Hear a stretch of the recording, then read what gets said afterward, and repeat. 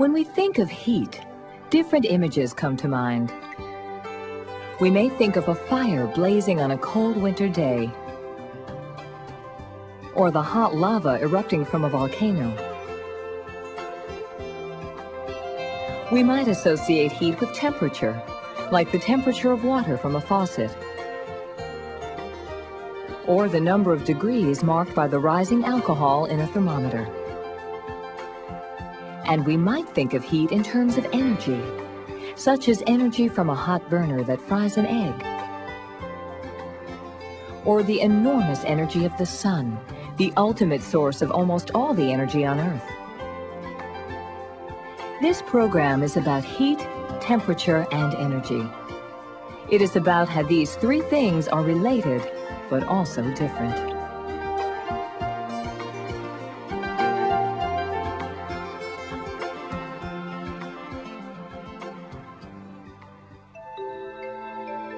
All matter on Earth contains energy. There is energy in the gases of the Earth's atmosphere and the water that forms its oceans. There is energy in the steel and concrete of a bridge, and even in grains of salt. All matter contains energy because of how matter is put together. Matter is made up of much smaller, invisible particles, atoms and molecules. The smallest particle of salt, for example, is a molecule consisting of a single sodium atom linked to a single chloride atom. This is why the chemical name for salt is sodium chloride. In a grain of salt, these molecules are bunched tightly together and hold each other firmly in place, forming a regular pattern. But even in something solid like salt, the molecules are in constant motion, vibrating back and forth. This internal energy, or energy inside matter, is called thermal energy. Even something as cold as ice has thermal energy. The water molecules that make up ice vibrate somewhat. But the water molecules in a glass of warm water move around many times more rapidly and have much more thermal energy. When you put ice into warm water, the water gives up some of its thermal energy to the ice. The flow of thermal energy from one place to another is called heat. Heat always flows from something warmer to something colder. When heat is added to a substance, its molecules move faster. When heat is taken away, the molecules slow down. Heat energy can be converted into other forms of energy, and other forms of energy can be converted into heat energy. In a power plant, heat can turn water into steam that turns turbines. The mechanical energy of turbines, in turn, can be converted to electrical energy. And electrical energy can be converted to heat, as when the coils on this electric burner get red hot. Another illustration of how different forms of energy can be converted to heat energy is provided by this pad, which contains special heat-sensitive chemicals that change color. When you put your hand on the pad, it leaves a slight impression caused by the heat in your skin. If you then rub your hands together vigorously, this mechanical energy causes friction that excites the molecules in your skin, making your hands hotter. And if you place a hand on the pad again, it will leave a much brighter impression.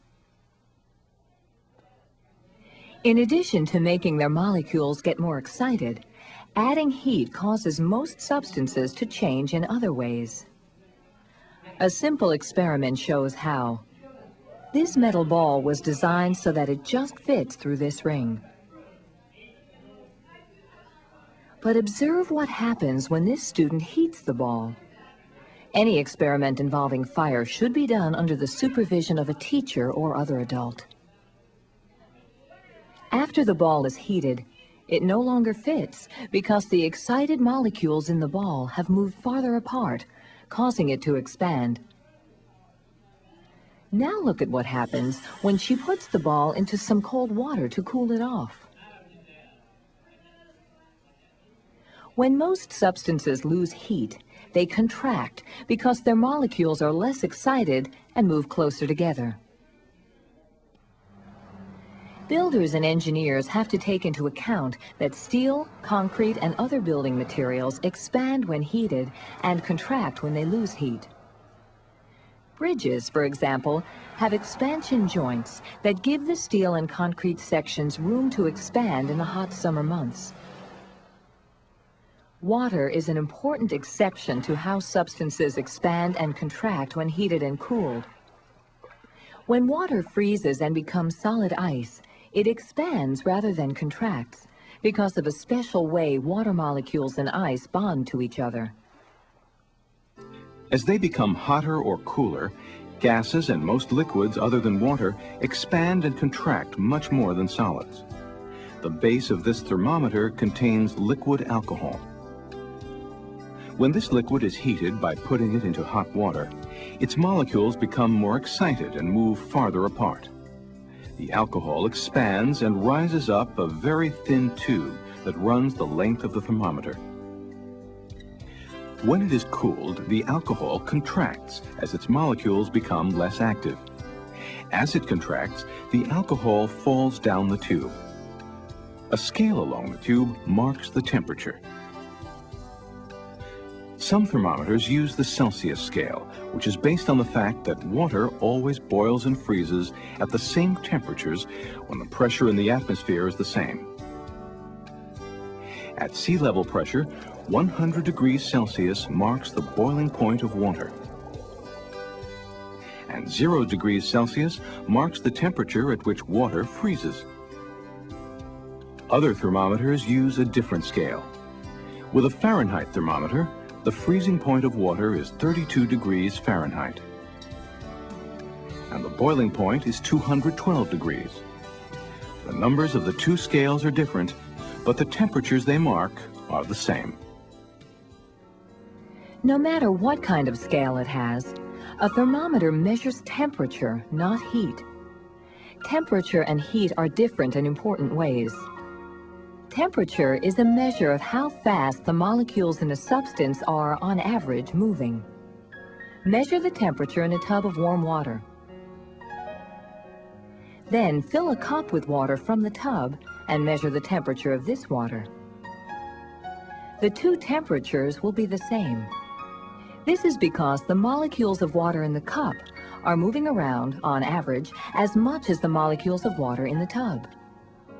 But the tub has much more thermal energy because it has many times the number of water molecules as the cup does. Because it has so much more thermal energy, more heat can flow from the water in the tub than the water in the cup. The water in the tub, for instance, could quickly melt a pitcher of ice. Which do you think has a higher temperature? The flame of a candle or a radiator? Which has more heat? If you wish, you may stop the video now to discuss these questions. Otherwise, the program will resume in 10 seconds.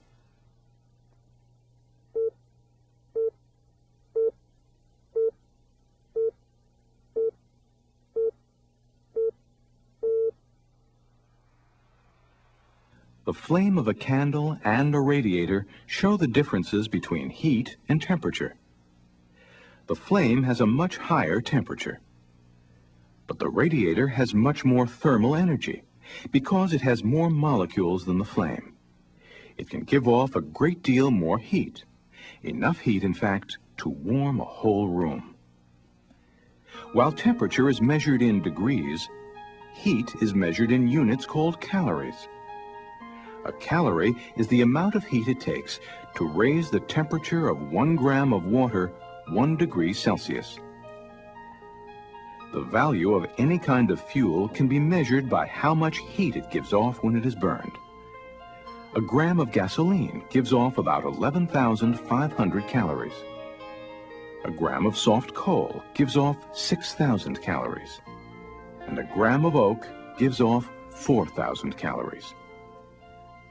We saw earlier that heat always flows from something hotter to something colder. There are different ways that this happens. An experiment shows one way that heat is transferred from one place to another. Here, a student puts some wax on the heads of 3 tacks. He then sticks the tacks so that they are spaced evenly apart along a steel rod. A Bunsen burner then heats the end of the rod. In a few minutes, the heat from the burner is transferred from one end of the rod to the other. The wax melts and the tacks fall off, one after the other. But how does this happen? The steel rod is a solid. The molecules that make up the end of the rod vibrate more quickly when heated, but the molecules can't move from one end of the rod to the other. Poole provides a hint about what happens with the molecules of the rod. When someone makes a shot, energy is transferred from the player's arm to the white cue ball.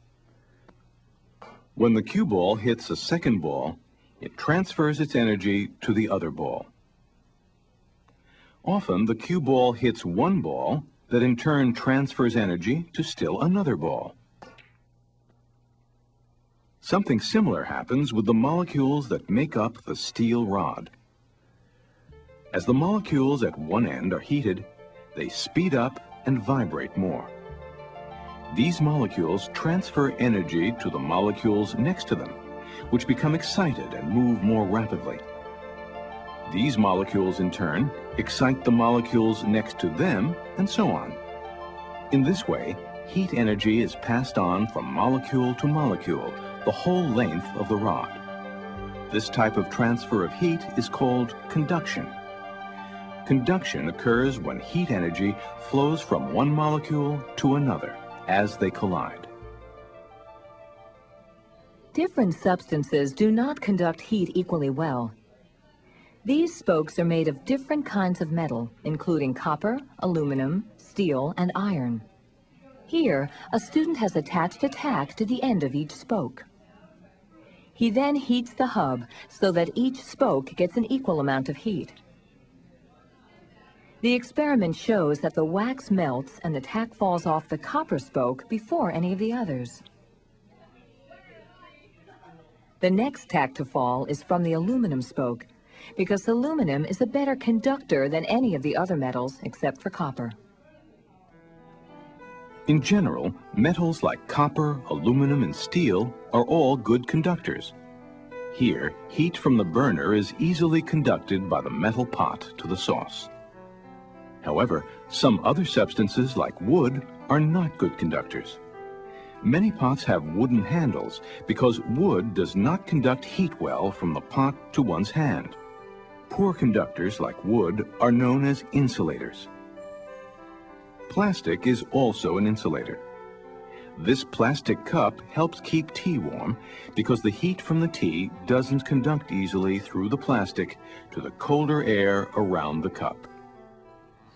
Here is a question to think about or discuss. How do materials that are good insulators cut down on the amount of energy it takes to heat a home? You may stop the video now. Otherwise, the program will resume in 10 seconds.